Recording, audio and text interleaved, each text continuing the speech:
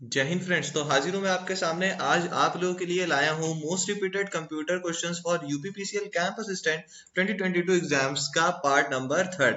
ठीक है, यानी कि ये पार्ट थर्ड है। इसका मतलब आप लोग समझ रहे होंगे पार्ट नंबर सेकंड और पार्ट फर्स्ट ऑलरेडी अपलोड हो चुका है। तो जो लोग इस पार्ट थर्ड को ही फर्स्ट टाइम देख रहे हो, यानी कि आपने पार्ट सेकंड और पार्ट फर्स्ट को नहीं देखा है, तो मेरी आपसे बहुत रिक्वेस्ट है कि प्लीज जाकर के उसको भी देख लेना, क्योंकि उसमें भी बहुत ही ज्यादा अच्छे क्वेश्चन हम लोगों ने डाले हुए हैं। देखो उसमें क्या है, मैं बताता हूँ कि आप लोग को वो देखना क्यों जरूरी है। सबसे पहले आज का जो हमारा क्वेश्चंस है वो questions from 20 March 2021 examination second shift UPPCL exam. ठीक है, यानी कि 20 मार्च को जो पेपर हुआ था उसके सेकंड शिफ्ट का आज हम लोग पेपर करने वाले हैं। यानी उसके पेपर में जो भी कंप्यूटर से सेक्शन मतलब कंप्यूटर सेक्शन से रिलेटेड जो भी बहुत ज्यादा इंपॉर्टेंट क्वेश्चंस है, जो बहुत ज्यादा रिपीट हुए हैं, वो क्वेश्चंस को हम लोग आज बताने वाले हैं। तो देखो ध्यान से, तो आज ही हम बताएंगे सेकंड शिफ्ट का।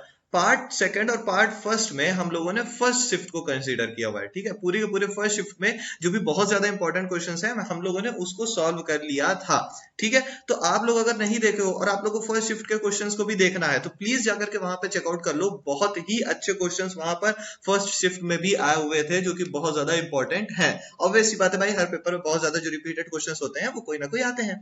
दैट मीन्स हमारा जो सेकंड और फर्स्ट शिफ्ट है उसको भी देखना हमारे लिए बहुत ही ज्यादा जरूरी है। तो चलो आज की वीडियो की तरफ चलते हैं बिना टाइम गवाए हुए। आप जुड़े हैं मिशन आकाश के साथ। मैं शिवांश आपका आज आपको part number third camp assistant की प्रिपरेशन का देने जा रहा हूं। ठीक है, तो आज का जो हमारा फर्स्ट क्वेश्चन है वो हमसे कह रहा है which language is used by Microsoft. देखिए, which language is used by Microsoft word for macro, यानी कि माइक्रोसॉफ्ट वर्ड मैक्रो के लिए किस भाषा का उपयोग करता है। हमसे ये कह रहा है कि हमारा जो माइक्रोसॉफ्ट वर्ड होता है, ठीक है, मतलब माइक्रोसॉफ्ट वर्ड होता है, ये मैक्रो के लिए कौन सी लैंग्वेज का यूज करता है। कंप्यूटर वाली जो लैंग्वेज होती है वो वाली लैंग्वेज, कौन सी कंप्यूटर लैंग्वेज का यूज ये करता है। So option A C hashtag, option B Java, option C Visual Basic, या फिर option D C plus plus. ठीक है, तो करेक्ट आंसर इसका क्या हो जाएगा? करेक्ट आंसर होगा इसका आपका ऑप्शन नंबर सी। ठीक है, करेक्ट आंसर इसका क्या हो जाएगा? Visual basic. दैट मींस कि माइक्रोसॉफ्ट वर्ड मैक्रो के लिए विजुअल बेसिक लैंग्वेज का यूज करता है। अब देखो यहां पर एक और चीज लिखी हुई है कि visual basic is an object oriented programming language developed by Microsoft. देखो ये एक ऐसी इंफॉर्मेशन है जो कि एक इंपॉर्टेंट इंफॉर्मेशन है और इससे भी क्वेश्चंस उठ सकते हैं आपके लिए। ठीक है, तो इसीलिए मैंने आपके लिए डाल दिया है, क्योंकि होता क्या है कभी कभी आसपास के टॉपिक से भी उससे पूछ लेता है। इस वजह से आप लोग के लिए मैंने ये बेसिक सी इंफॉर्मेशन विजुअल बेसिक के बारे में मैंने डाल दी है। तो देखिए यहाँ पे क्या है कि visual basic is an object oriented programming. ये क्या है? एक ऑब्जेक्ट ओरिएंटेड प्रोग्रामिंग है, एक प्रोग्रामिंग लैंग्वेज है जो कि किसके द्वारा डेवलप की गई थी? माइक्रोसॉफ्ट के द्वारा। ठीक है, यानी विजुअल बेसिक कैसी प्रोग्रामिंग लैंग्वेज है? ऑब्जेक्ट ओरिएंटेड प्रोग्रामिंग लैंग्वेज है। ये किसके द्वारा डेवलप की गई थी? माइक्रोसॉफ्ट के द्वारा। Using Visual Basic makes it fast and easy to create type safe. ठीक है, यानी कि विजुअल बेसिक की मदद से हम लोग बहुत ही फास्ट और बहुत ही इजीली क्रिएट या टाइप कर सकते हैं, और वो भी सेफ्टी के साथ। ठीक है, चलो आगे बढ़ते हैं अपने सेकंड क्वेश्चन की तरफ। वीडियो को लास्ट तक जरूर देखना, बहुत अच्छे अच्छे क्वेश्चंस हैं आज। ठीक है, तो उसको बहुत अच्छे से हम लोग समझने वाले हैं और बहुत अच्छे से करने वाले हैं। ठीक है, सेकंड क्वेश्चन हमसे क्या बोल रहा है? The NICNET of the national informatics centre connecting all the districts and state headquarters is an example of. बहुत ही ज्यादा इंपॉर्टेंट क्वेश्चन है, इसको जितने स्टार बनाना चाहो बना लो, क्योंकि बहुत ज्यादा इंपॉर्टेंट क्वेश्चन है ये। ठीक है, सभी जिलों और राज्य मुख्यालयों को जोड़ने वाले राष्ट्रीय सूचना विज्ञान केंद्र का NICNET एक उदाहरण है। देखो हमसे ये कह रहा है कि हमारे भारत में जितना भी नेशनल इंफॉर्मेटिक्स सेंटर यानी कि NIC जितना होता है, इसमें जो नेटवर्क कनेक्ट करता है इन सबको, आइदर इट इज डिस्ट्रिक्ट और स्टेट हेडक्वार्टर्स। ठीक है, ये जिनको भी कनेक्ट करता है आपस में, यानी ये डिस्ट्रिक्ट, ये स्टेट हेडक्वार्टर्स, ढेर सारे डिस्ट्रिक्ट और हेडक्वार्टर्स बने हुए हैं। ठीक है, अपने पास, और इन सब का कनेक्शन रखने वाला एक कौन है? अपना NIC। NIC का मतलब नेशनल इंफॉर्मेटिक्स सेंटर। ठीक है, NIC है। ठीक, तो इन सब को जो आपस में कनेक्ट करता है और फिर इंफॉर्मेशन NIC को भेजता है, तो ये नीचे दिए गए नेटवर्क में से किस चीज का एग्जाम्पल है? दैट मीन्स ये मैन का एग्जाम्पल है, वैन का एग्जाम्पल है, लैन का एग्जाम्पल है, या फिर ये पैन का एग्जाम्पल है। ठीक है, मैन, वैन, लैन, पैन, 4 तरह के नेटवर्क होते हैं, मैंने आपको अपनी वीडियो में बताया हुआ है। ठीक है, तो उस नेटवर्क में से ये किस तरह के नेटवर्क का एग्जाम्पल है। ठीक, तो करेक्ट इसका आंसर क्या हो जाएगा? ऑब्वियस सी बात है, देखो भाई कॉमन सेंस यहाँ पर लगाओ, तो जितने भी डिस्ट्रिक्ट्स होते हैं, जितने भी हमारे स्टेट्स होते हैं या हमारी यूनियन टेरिटरीज यूटी होती हैं, ये सारी की सारी बहुत एक डिस्टेंस पर होती हैं, और इन सब को कनेक्ट करने के लिए एक हमें बहुत ही ज्यादा वाइड और लार्ज नेटवर्क की आवश्यकता होती है। ठीक है, तो उसके लिए हम लोग क्या यूज करेंगे, ऑब्वियस सी बात है भाई, हम लोग यूज करने वाले हैं बी, यानी कि वैन, that means wide area network. ठीक है, चलो इसका तो फुल फॉर्म मैंने बता दिया आपको, वाइड एरिया नेटवर्क। अब आपका काम है कि आप मैन का, लैन का और पैन का, इन तीनों का फुल फॉर्म आप कमेंट सेक्शन पर कमेंट करके जरूर से बताना मुझे।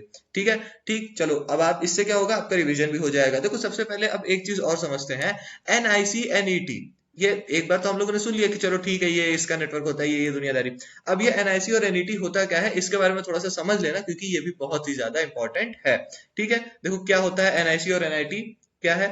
NIC NIT is a satellite-based nationwide computer communication network that is a type of wide area network। देखो अब लोगों ने ऊपर पढ़ा ना कि NIC NET ये क्या है, एक वाइड एरिया नेटवर्क का ही एक टाइप है। National Informatics Center NIC through its Information and Communication Technology network NIC NET has institutional linkages across all the ministries, departments of the central government, state government, union territories and district administrations of the country। देखो हिंदी में क्या बोल रहा है, NIC NET एक उपग्रह आधारित राष्ट्रव्यापी कंप्यूटर संचार नेटवर्क है जो कि एक प्रकार का वाइड एरिया नेटवर्क है।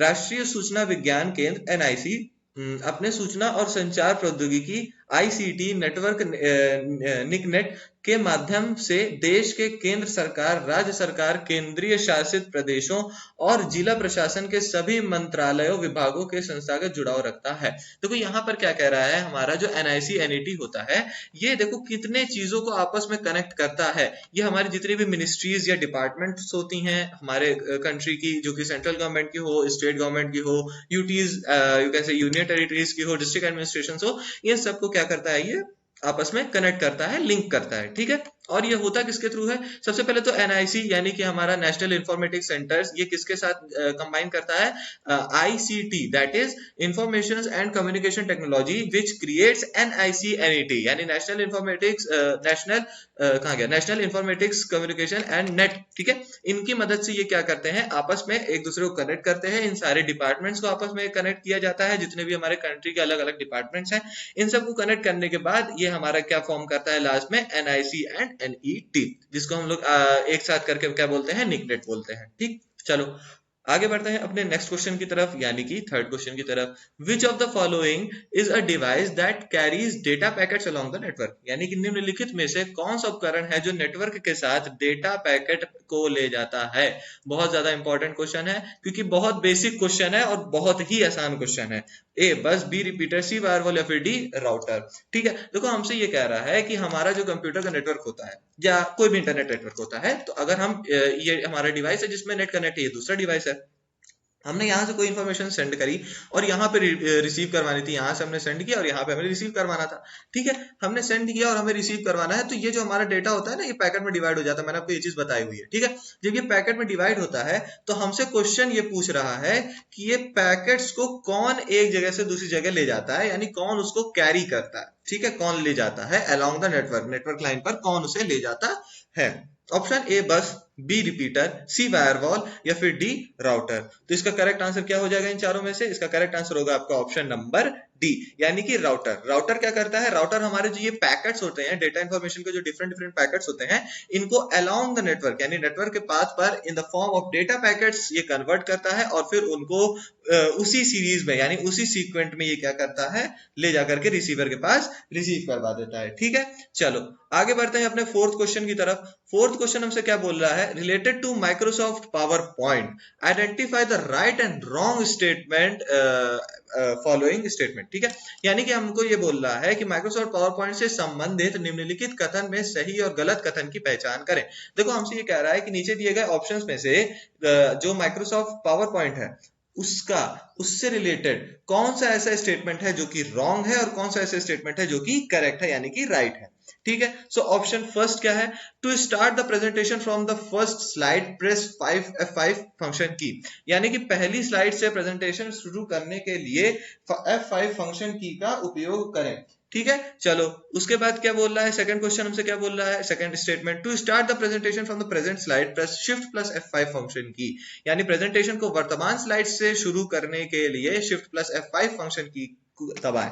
ठीक है, हमसे ये बोल रहा है कि भाई देखो क्वेश्चन को समझ लिया आपने, क्वेश्चन हमसे ये बोल रहा था कि हमारा जो पावर पॉइंट होता है, माइक्रोसॉफ्ट पावर पॉइंट होता है, इस पावर पॉइंट में से, पावर पॉइंट से रिलेटेड ये हमारे पास दो स्टेटमेंट दिए हुए हैं। इन दोनों स्टेटमेंट में से भाई दोनों सही है, दोनों गलत है, एक सही है, एक गलत है, या एक गलत है, एक सही है। तो कौन सा सही कौन सा गलत, इसकी हमें पहचान करनी है। ठीक है, तो हमारे पास ऑप्शन क्या है? ए दो फर्स्ट सेकंड दोनों ट्रू, बी फर्स्ट सेकंड दोनों false, C first false and second true, या फिर D first true and second false. ठीक है, तो करेक्ट आंसर इसका क्या हो जाएगा? देखो एक चीज अगर समझते हैं आप लोगों ने, उम्मीद करता हूं आप लोगों ने माइक्रोसॉफ्ट पावर पॉइंट यूज किया होगा during your course period of triple सी।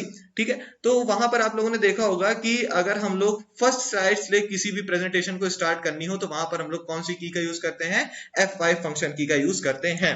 और वहीं पर आप लोगों ने देखा होगा, अगर हमारे पास मान लेते हैं 1 2 3 4 5 6 7, ठीक है, ये 7 और 1 8 बना लेते हैं। ठीक है, तो 8 हमारे पास स्लाइड्स हैं। ठीक है, टोटल हमारे पास कितनी स्लाइड्स हैं? 8 स्लाइड्स हैं। तो अगर हमें, एक मिनट नंबरिंग भी कर देते हैं इसको, 1 2 3 4 5 6 7 एंड 8। देखो अब हमसे ये बोल रहा है कि अगर हमें फर्स्ट स्लाइड से हमारी प्रेजेंटेशन को स्टार्ट करना हो, अगर हमें फर्स्ट स्लाइड से हमारी प्रेजेंटेशन को स्टार्ट करना हो तो हम F5 फंक्शन की का यूज करेंगे। भाई एकदम सही बात है ये। दूसरा स्टेटमेंट ये बोल रहा है to start the presentation from the present slide press shift plus F5 function key. दूसरा स्टेटमेंट हमसे ये बोल रहा है कि अगर हम मान लेते हैं हम हमारी जो ये फिफ्थ वाली स्लाइड थी इस पे हम कुछ एडिट कर रहे थे, ठीक है, और हम ये चाहते हैं कि भाई हम इसी फिफ्थ स्लाइड से ही हम अपनी प्रेजेंटेशन को स्टार्ट करें, फिफ्थ स्लाइड से ही हम अपनी प्रेजेंटेशन को स्टार्ट करें, यानी कि हम फर्स्ट पे ना जाएं, हम सीधा फिफ्थ से स्टार्ट करें और एंड देन 6 देन 7 देन 8 इस तरह करके हम आगे बढ़ जाएं। ठीक है, अगर हमें इसी तरह आगे बढ़ना हो यानी इसी वाली स्लाइड से आगे बढ़ना हो तब हम शिफ्ट प्लस F5 की को प्रेस करें।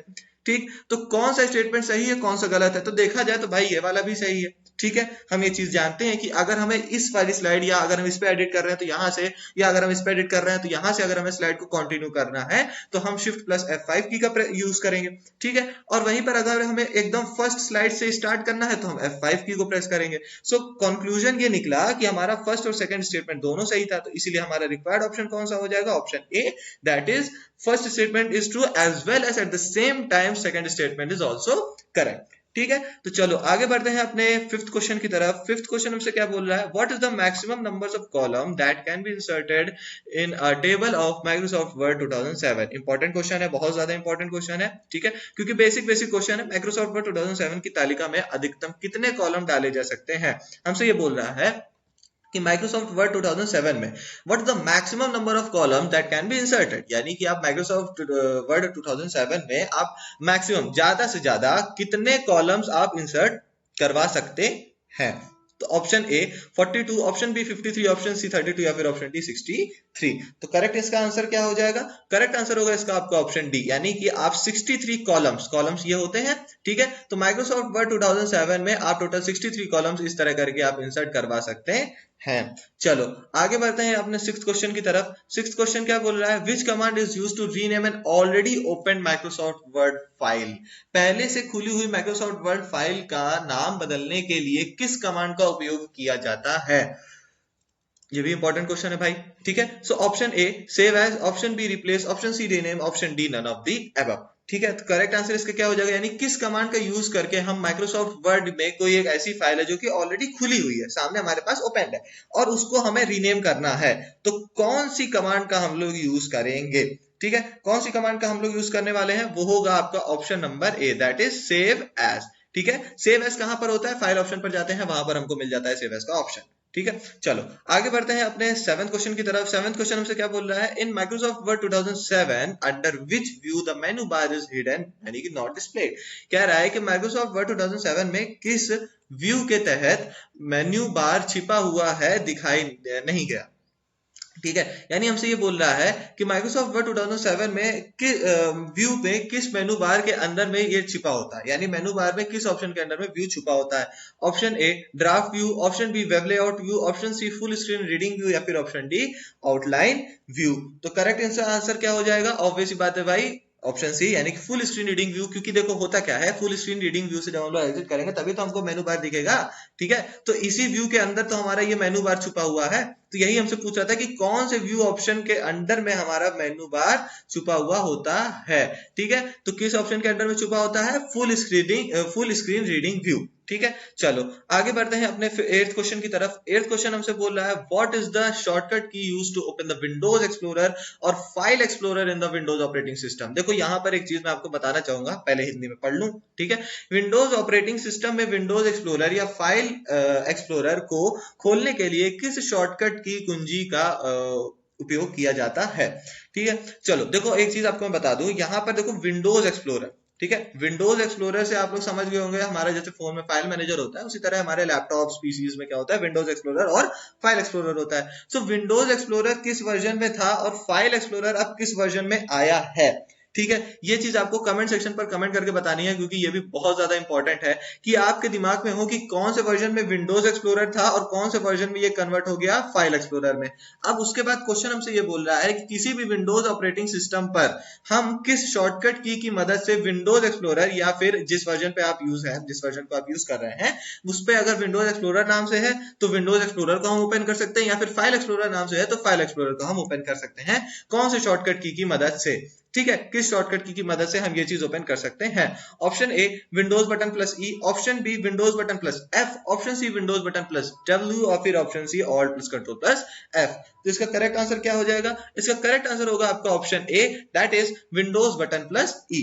इसका मतलब कि अगर हम किसी भी, देखो वर्जन डजंट मैटर, ठीक है, वर्जन आपका कौन सा है, आप विंडोज का कौन सा वर्जन यूज कर रहे हो वो मैटर नहीं करता, शॉर्टकट की सब में सेम होती है भाई। कंट्रोल सी का काम होता है कॉपी करना, तो क्या ऐसा था जो हमारा विंडोज 7 था उसमें कंट्रोल सी था, यहाँ पर जो पेस्ट वाला था वो कॉपी का हो गया, यानी कि विंडोज 10 में आप ये बोलते हो क्या कि कंट्रोल वी से कॉपी होता है? ऐसा तो नहीं होता। ये शॉर्टकट की क्या होती है? यूनिवर्सल होती है, मतलब कि आपकी same to same as it is रहेंगी चाहे जितना नया वर्जन आता चला जाए। ठीक है, तो इसी वजह से यहाँ पर आपके वर्जन कोई मैटर नहीं करेगा, आपके शॉर्टकट की आपको याद होनी चाहिए, that is Windows button plus E. If you press Windows button plus E then file explorer window और you can say Windows explorer dialog box will be get open.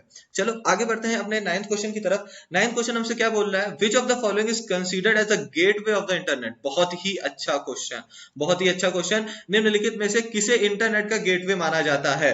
ठीक है, 5 स्टार, 6 स्टार, इन्फिनिटी स्टार, जितने star देना चाहो सब दे दो इसको। बहुत अच्छा क्वेश्चन है ये। क्या है कि हम किसे इंटरनेट में गेटवे ऑफ द इंटरनेट बोलते हैं? ठीक है, किसे हम लोग गेटवे ऑफ द इंटरनेट बोलते हैं।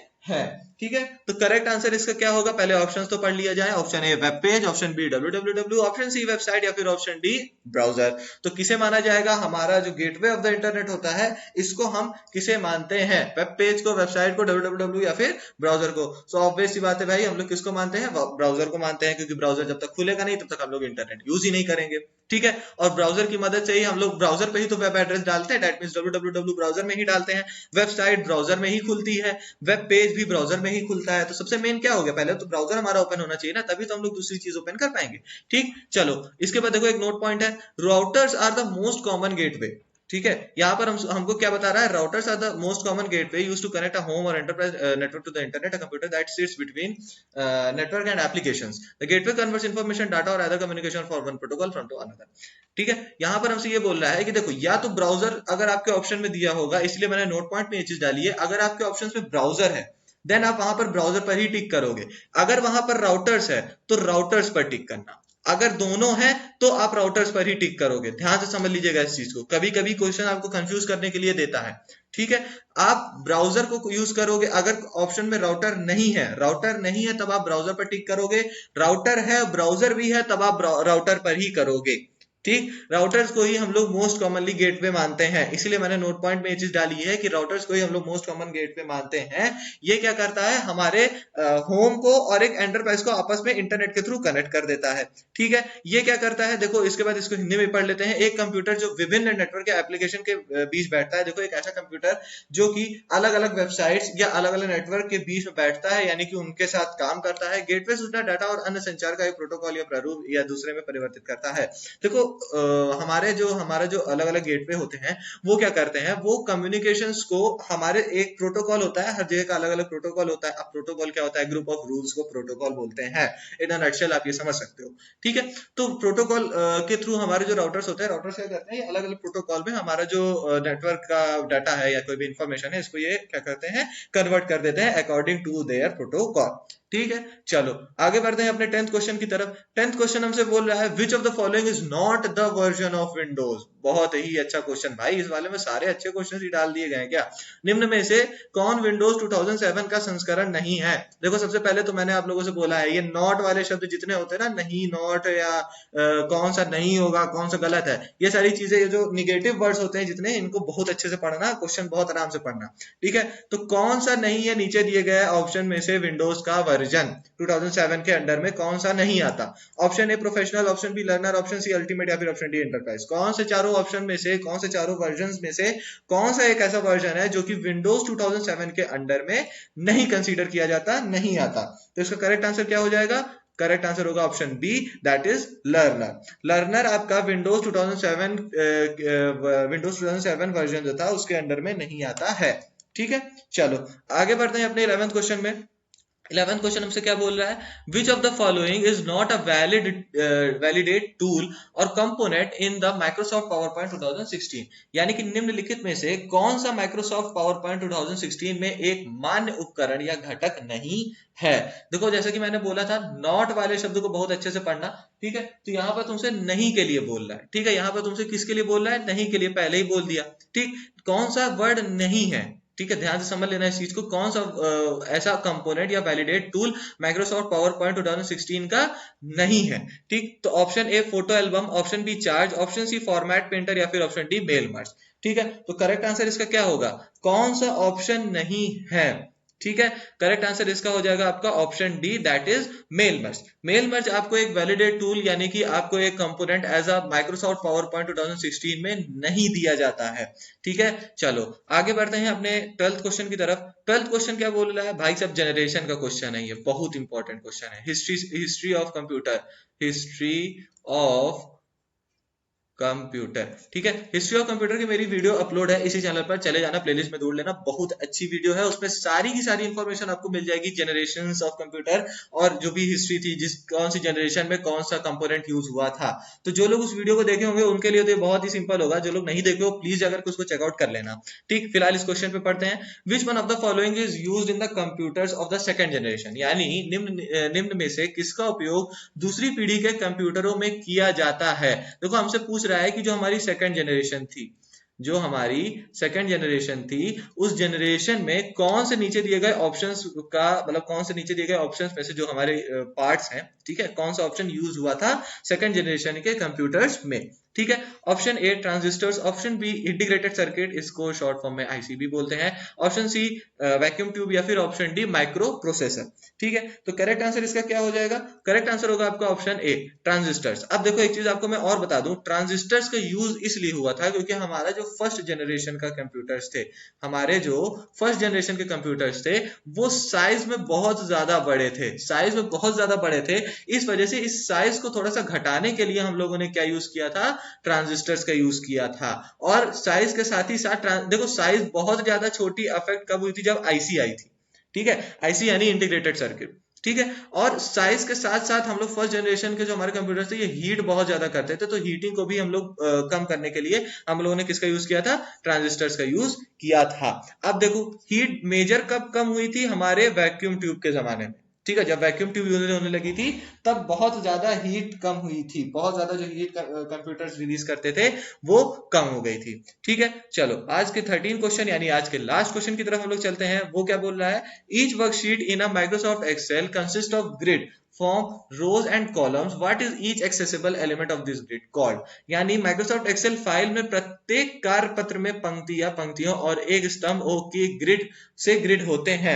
इस ग्रिड के प्रत्येक सुलभ तत्व तत्व को क्या कहा जाता है? देखो हमसे ये बोल रहा है कि यूजुअली होता क्या है, माइक्रोसॉफ्ट एक्सेल में हमारी रोज होती हैं और कॉलम्स होती हैं। देखो ये हिंदी में नहीं समझ में आ रहा, लेकिन इंग्लिश में समझ में आ रहा है, ठीक है। यानी कि हमारे हर एक वर्कशीट में, माइक्रोसॉफ्ट एक्सेल की हर एक वर्कशीट में एक ग्रिड्स फॉर्म होती हैं। ग्रिड्स क्या होती हैं? जब लाइंस जहां पर इंटरसेक्ट करती हैं उनको ग्रिड्स बोलते हैं। और वो क्या होते हैं, वहां पर रोज और कॉलम्स फॉर्म होती हैं हमारे एक्सेल वर्कशीट पर, ठीक है।